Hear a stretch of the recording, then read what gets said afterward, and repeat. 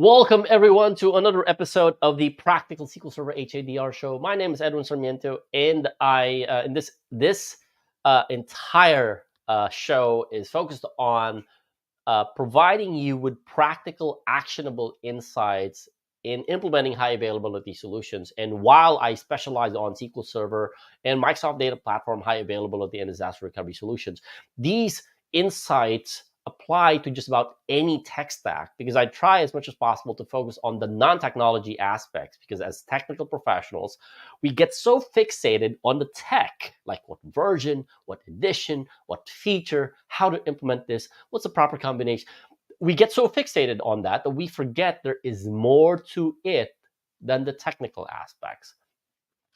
I realized that I was going through some of the previous topics that I've covered in the past. I realized that I barely talk about this, maybe because I forgot that this is also something that's my bad. My bad. I forgot that this is important. Let me throw the title on the screen for this week's episode: Business Continuity: What you need to know as an IT professional. And one of the reasons I didn't recognize. It's one of those things where you're okay. I forgot. Maybe I did not forget. Maybe I just didn't pay attention to it. One of the reasons I decided to take this topic on was because in I think it was 2006. I was working as a data center engineer, and I was in Singapore. I was living in Singapore back then, working for a global Japanese tech company, and looking at the geography of Singapore, smack in the middle of the Pacific Ocean, no, not in the middle, but somewhere in Southeast Asia, they have not experienced earthquakes. Or it's not like the state of California where, you get a ton of earthquakes, or it's not like the Philippines where we get earthquakes every once in a while, and it's like massive earthquakes. But they have not experienced anything like that before. So we were in our office. Data center is a couple of kilometers. Yes, I'm using kilometers, not miles. Yes, imperial. We were a couple of kilometers away from the data center. We were sitting in our cubicle in our office, and as we were finishing lunch, the building started to shake, and we were on the seventh floor. And because this is the first time that I've had experiences with earthquakes. I think I was in sophomore high school when one of the massive earthquakes devastated one of the cities in the Philippines. So I kind of have an experience of how to deal with earthquakes, sort of. Not to panic, what needed to be done. But my colleagues have not experienced anything like that. So this was the first. Somebody came up to our floor and told everybody to go down street level, but not to take the elevator. And it was shaking for around 5 minutes. And of course, panic ensued, but the person who came up told everyone, don't panic. And he was calm. He was really calm, and he knew how to handle, maybe because he's been practicing that for quite a while. He was calm, and he was leading everyone down the building to be at the street level. One of the things that he mentioned was, this is the first time, a lot of you may have been experiencing this, but we're ready for it. I mean, after that incident, that earthquake, nothing major, no major damage. We went back to the office after like half an hour. But when you start to think about it, half an hour where an entire office consisting of the engineers taking care of the entire data center, they were not in the office, not on their desks, not doing what they're supposed to be doing to take care of the entire solution, or the entire data center in this case. 30 minutes. In fact, 30 minutes, some people wanted to go up after 10 minutes. I'm like, no, safety first. We need to check, what's the damage. We want to make sure that you're safe to come back to your office after this whole incident happened, right? Again, no major damage, no building collapse, no nothing like that, although I've seen some of those. But in this case, they have not had any of those. We came back to the office. The first thing that the director of our business unit came up with was, what's our BCP? And that got everyone's attention. Because true, we did have HA solution, we got DR solutions, everything. We built failover clusters to provide high availability solutions for our Windows servers. AIX has their own HA solution. We had a DR data center in a different country. So we're covered as far as HA and DR is concerned. But we were not ready for business continuity. And so that afternoon, the entire project management team started coming up with, how do we deal with business continuity? How do we handle situations like these? And 3 months later, we did our very first BCP exercise. Everybody was told, don't come to the office. Let's assume that another earthquake like this happened. We will start rehearsing what our business continuity plan would look like. That was the first time we did it. And if it were not for that earthquake, we would not have had a really good business continuity plan. And because part of our compliance requirement was to test DR every quarter, we've taken it upon ourselves to also incorporate rehearsing our business continuity plan every 6 months. And we want to alternate that, because we want to do the DR exercise every quarter, and then every 6 months we're doing the BCP. But that's where we started incorporating our business continuity, because it's necessary. I mean, again, there are incidents like that would get you to really think about how important business continuity is. Because regardless of whether you have HA and DR solutions in place, you still have people. The technical people. We need to make sure that the business continues functioning when certain incidents like that happen. I mean, sure, you got HA, you got DR, but where are the people? Nothing, right? So again, grab your pen and paper ready, take notes. What you need to know, what we need to know, what I had to know, what I had to learn more than a decade and a half ago about what business continuity is as a technical professional. The first one is keeping essential functions up and running. Keeping essential functions up and running. As technical professionals, we've taken into account what happens when a server dies or an application dies, your HA solution kicks in. Sure, but that's just for one tech stack. We're looking at an entire infrastructure. We're looking at an application connecting to a database across multiple servers. Sure, we've got that covered. That's what HA is for. That's what load balance, that's what the technology is for. But we're not looking at that. We are now looking at essential functions. How can we keep essential functions as a business up and running?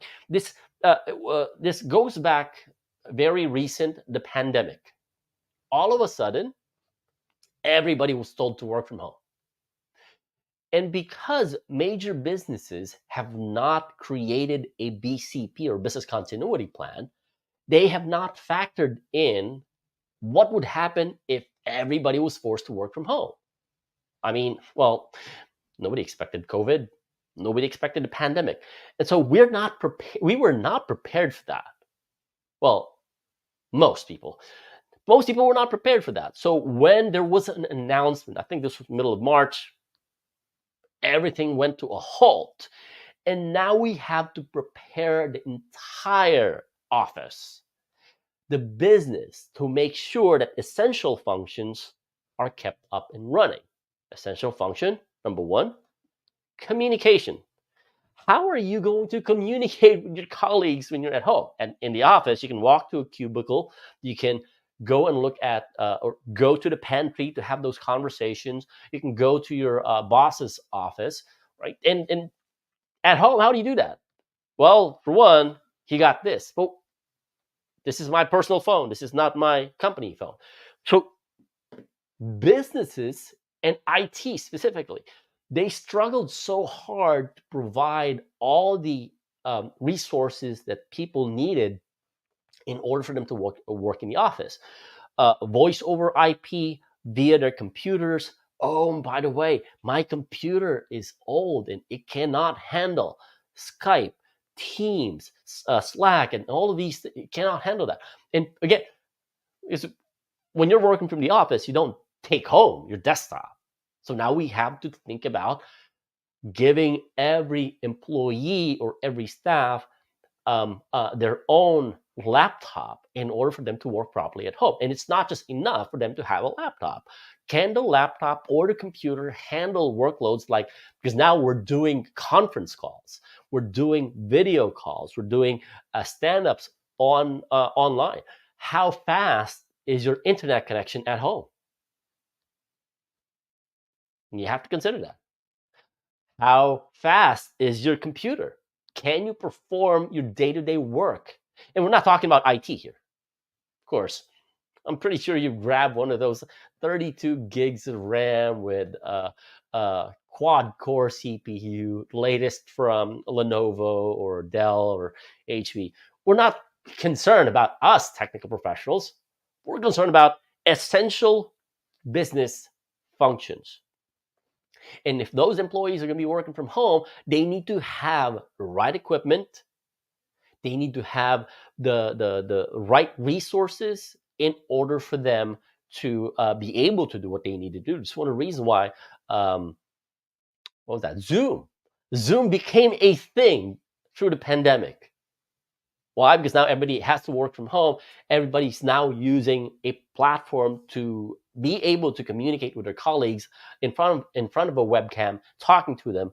And now we're giving resources to people working from home. Again, nobody expected COVID. No, even the government, they didn't know how to deal with it. But as technical professionals, we need to bring this up as a topic of conversation to the business stakeholders, decision makers, the CXO or the executive committee, because you need to plan for something like this. And the good thing about COVID is how people and businesses were forced to consider business continuity.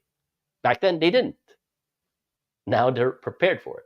Anything can happen. Like in our case, that natural disaster, earthquake. Very first time the country has experienced something of that nature when it comes to the earthquake. What do we do? And that's one of the reasons why our director of the business unit came up with the idea that, hey, we need to have our business continuity plan drafted and have it tested immediately because we need it. Okay. Keeping essential functions.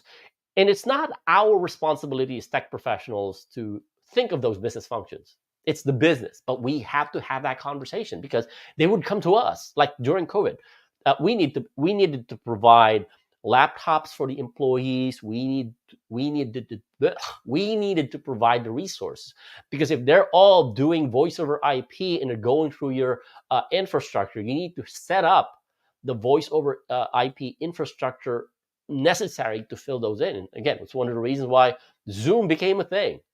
Companies are not ready for that. They did not have the resources. They could not order high-end servers to bump up the resources for their voice over IP capabilities. So they went and did cloud, like Zoom and Teams and Slack and Skype.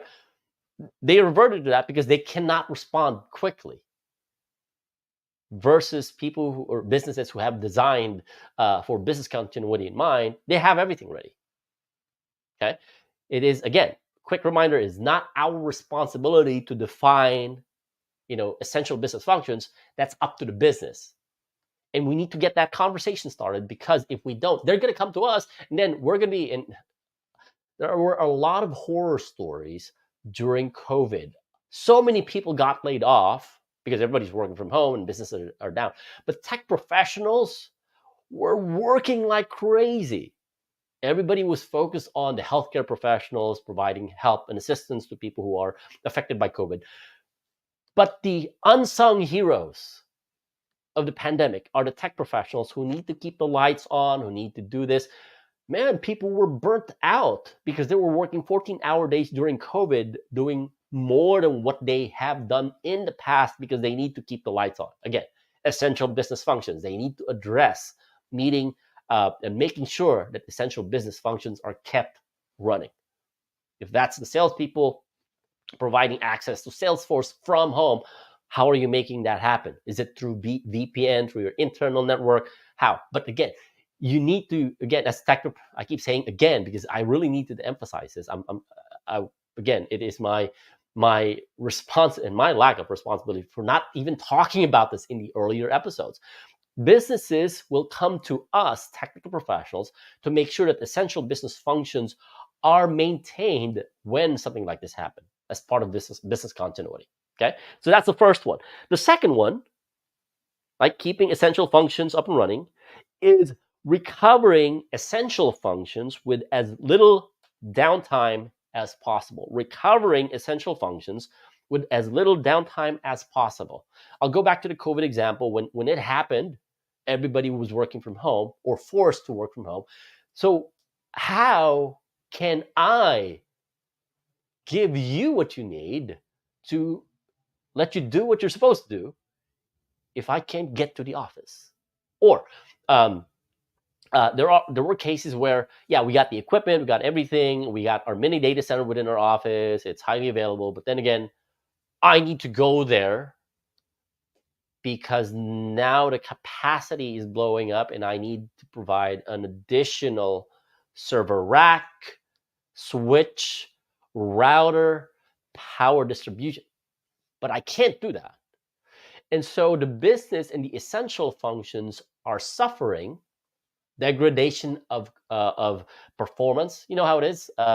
Everybody's using Zoom, and then all of a sudden, Zoom started slowing down because of the overloaded capacity. Anytime you're not able to do your essential business function as a side effect of overcapacity or performance degradation, that is an outage. Because again, if you cannot open a web page because it's overloaded, CPUs are spiking, and you don't have enough RAM, your I/O is suffering, you can't do transactions, and that's technically an outage. Same thing. I can't connect to the internet because everybody else at home is now working from home and doing online classes, and now I can't connect to the internet. That's technically an outage. You got to make sure that you are recovering essential functions with as little downtime as possible. And downtime does not necessarily does not necessarily mean an outage. Downtime could be degradation of performance because of overcapacity, right? Making sure that you're minimizing impact to the business as far as business continuity.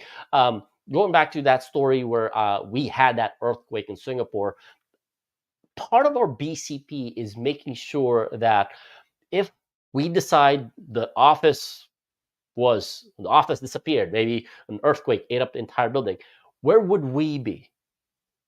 Can we do our normal business function with little to no disruption to the business?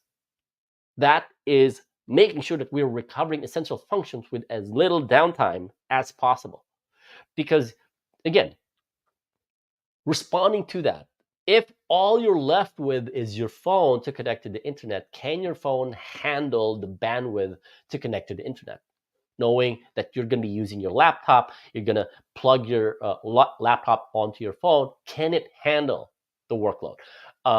Can I find a place in an earthquake situation, in a flood, hurricane situation? Can I find power to make sure that my laptop is up and running for a certain period of time,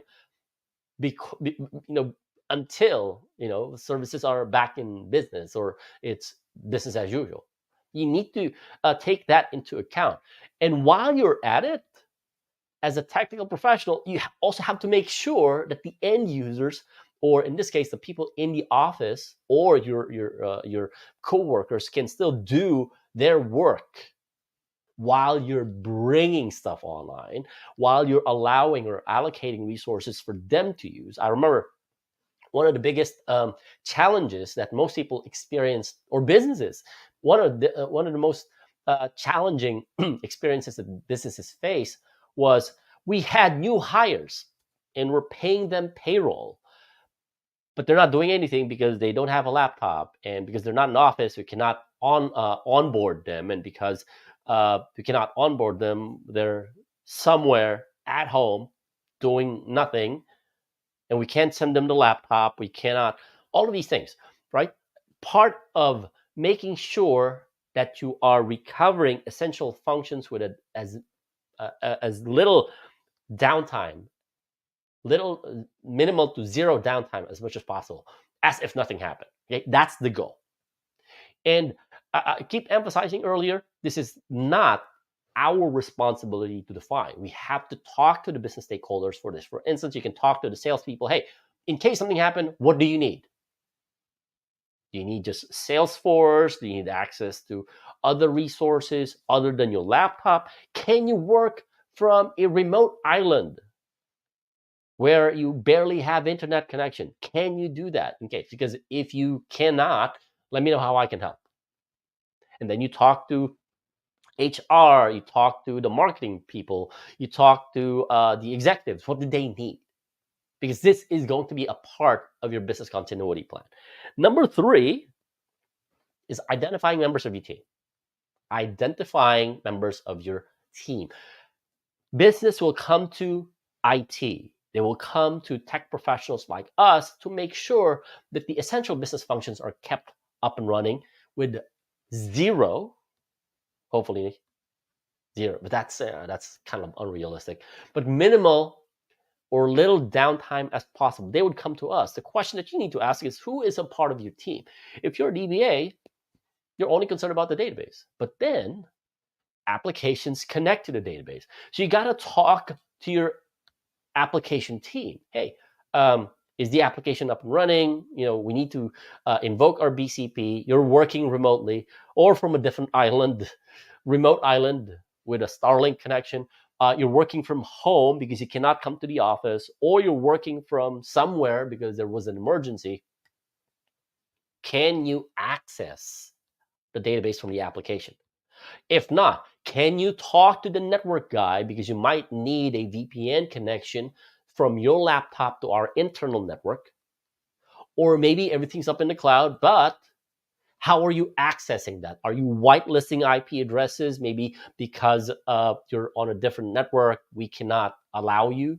I mean, there are certain regulations and policies in place like that. For instance, when I was working as a consultant for a managed services provider, we had a specific client that requires anybody logging into their system to be in Canada.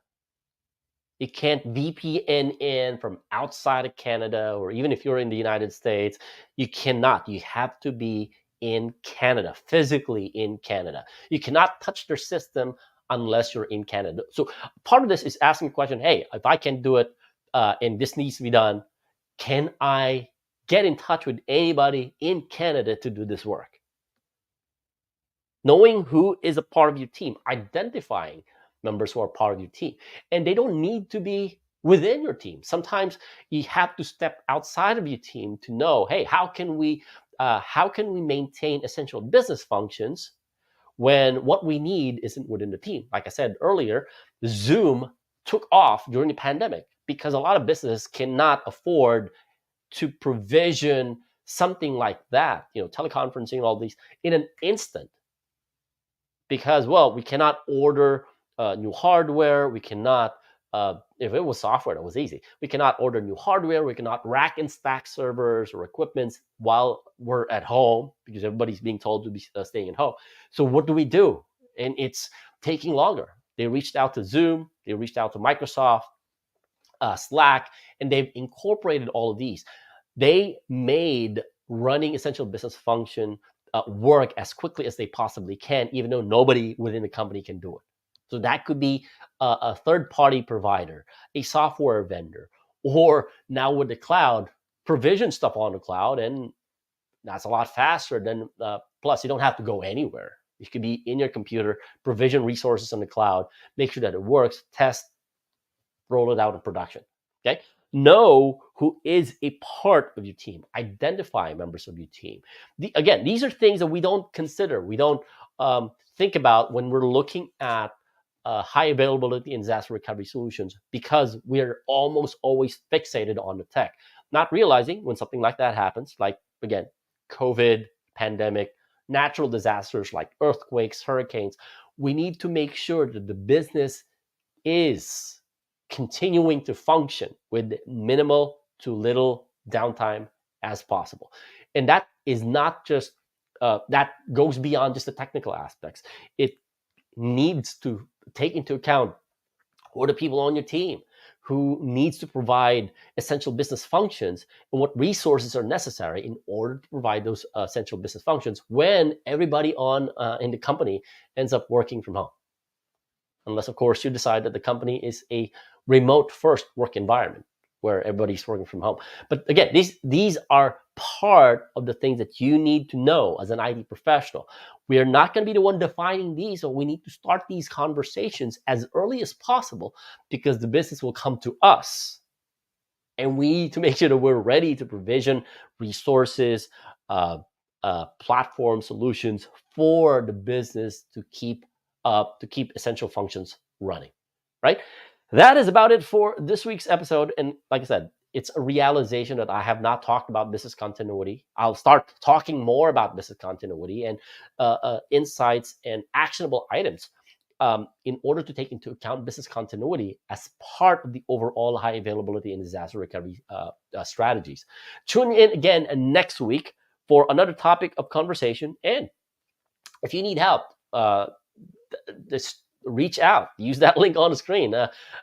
Designing high availability and disaster recovery solutions, getting your staff ready, training them, getting them well equipped to make sure that they can handle operational support, designing, implementing a new HADR solution, or even planning your HADR strategy, both from the people aspect, the process aspect, until the technology aspect.